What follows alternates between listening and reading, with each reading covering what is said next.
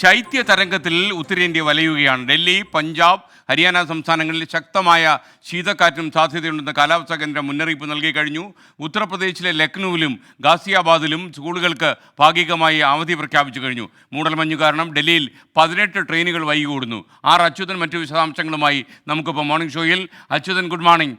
പറയൂ അച്യുതൻ, തണുപ്പ് എങ്ങനെ നന്നായിട്ട് അടിക്കുന്നുണ്ടോ? അവിടെ അച്യുതൻ്റെ കാര്യം കാണുമ്പോൾ എനിക്ക് വിഷമമുണ്ട്. തണുപ്പ് കൂടുതൽ അടിക്കുന്നോ?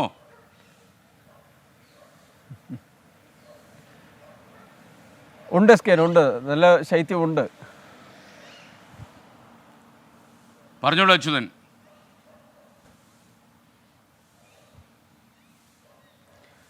Good morning S K N.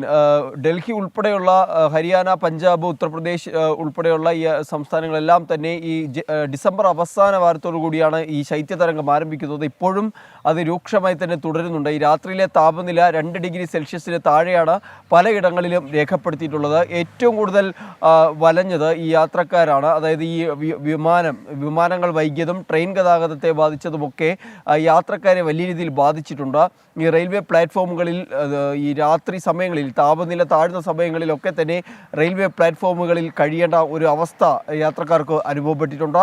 വിമാനത്താവളങ്ങളിലാണെങ്കിൽ മണിക്കൂറുകൾ നേരമാണ് യാത്രക്കാർ വിമാനങ്ങൾക്ക് വേണ്ടി കാത്തിരിക്കേണ്ടി വരുന്നത്. അങ്ങനെ വളരെ വെല്ലുവിളി നിറഞ്ഞ ഒരു സാഹചര്യമാണ് ശൈത്യതരംഗത്തിനോടനുബന്ധിച്ച് ഉണ്ടായിട്ടുള്ളത്.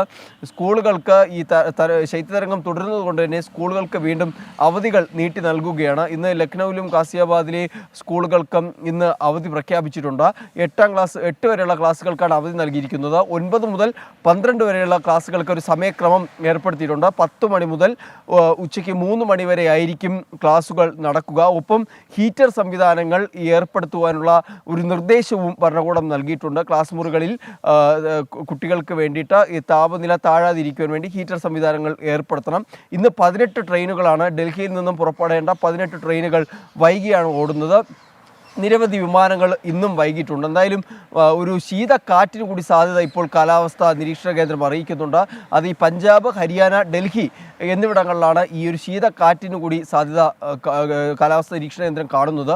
ഡൽഹിയെ സംബന്ധിച്ച് ശൈത്യത്തോടൊപ്പം വായു മലിനീകരണം രൂക്ഷമാണ്. ഈ തുടർച്ചയായ 3-ാം ദിവസവും എയർ ക്വാളിറ്റി ഇൻഡെക്സ് 400 മുകളിലാണ്. ഗാസിയാബാദ്, ഗുരുഗ്രാം, നോയിഡ മേഖലകളൊക്കെ തന്നെ വായു മലിനീകരണം രൂക്ഷമായി തന്നെ തുടരുകയാണ് സ്കെയിൻ.